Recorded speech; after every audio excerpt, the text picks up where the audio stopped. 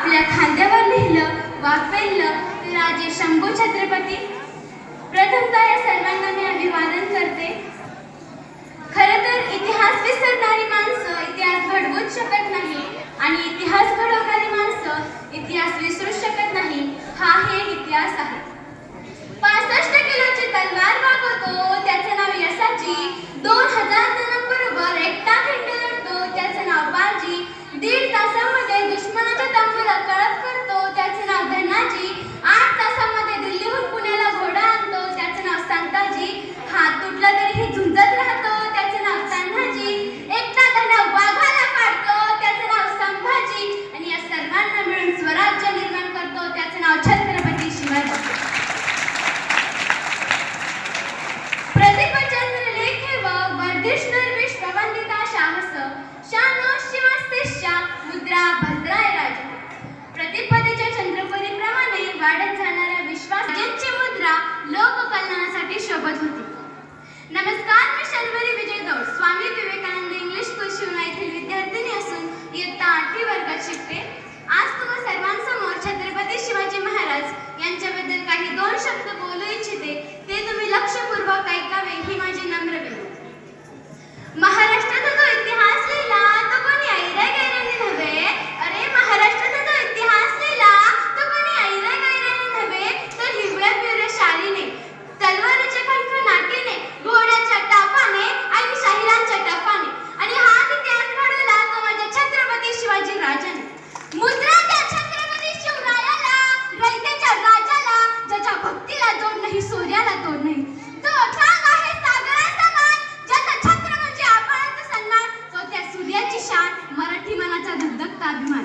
काय आहे सह्याद्री, ज्याला शंभूंचा अभिमान, महाराष्ट्राच्या देवाला त्याचं पहिलं स्थान. असे ते प्रौढ प्रताप पुरंदर, क्षत्रिय कुलावतांसह सिंहासनाधीश्वर, महाराजाधिराज, योगीराज, श्रीमंत, श्री श्री श्री शिवछत्रपती शिवाजी महाराज की जय.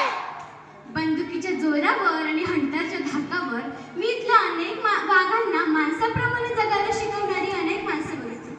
परंतु बंदुकीच्या जोराशिवाय आणि हंटरच्या धाकाशिवाय, हो बंदुकीच्या जोराशिवाय आणि हंटरच्या धाकाशिवाय मी इथल्याच माणसांना वाघाप्रमाणे जगायला शिकवणारा एकच वाघ बघितला आणि तो म्हणजे माझे छत्रपती शिवाजी महाराज. आपण ज्या महाराष्ट्रात राहतो तो महाराष्ट्र म्हणजे काय?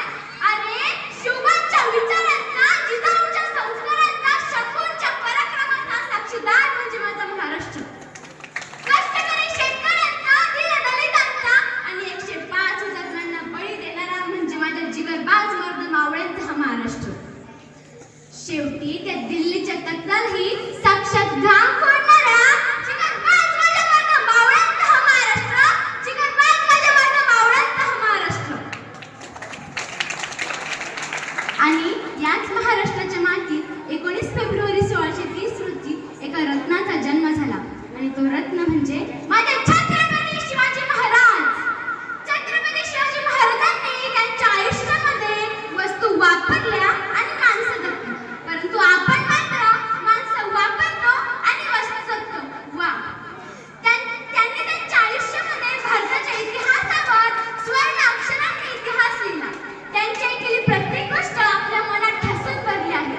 असाच तुम्हाला मला एक प्रसंग सांगावासा वाटतो.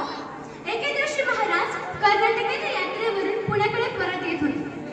रस्त्यामध्ये त्यांना एक बेलाडी नावाच्या गावामध्ये एक किल्ला दिसला. तिथे ठाणेदारी होती मलंगा देसाई. दादोजींना वाटलं जाता जाता हा गड घेऊनच जावा, म्हणून त्यांनी थोडं तिडके सैन्य गोळा केला आणि मलंगावर चाल केली. परंतु मलंगा ही मात्र जिद्दीची होती, चिकाटीची होती. तिने मावळ्यावर प्रहार केला आणि तेथे मावळ्याचा पराभव झाला.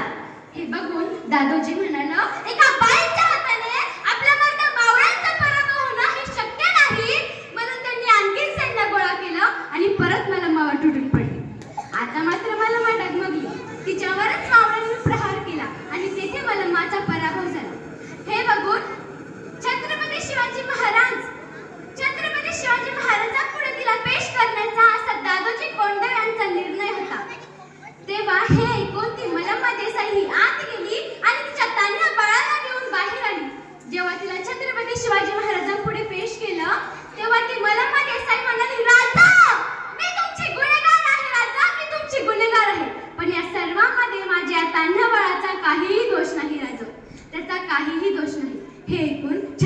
शिवाजी महाराजांनी स्मित हास्य केलं.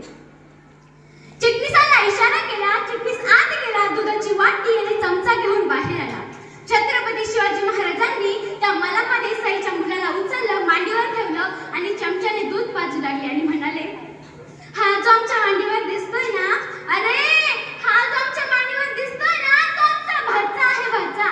तर तुम्ही आमच्या भगिनी झालात आणि कोणता भाऊ आपल्या बहिणीचं राज्य पडकावून घेतो?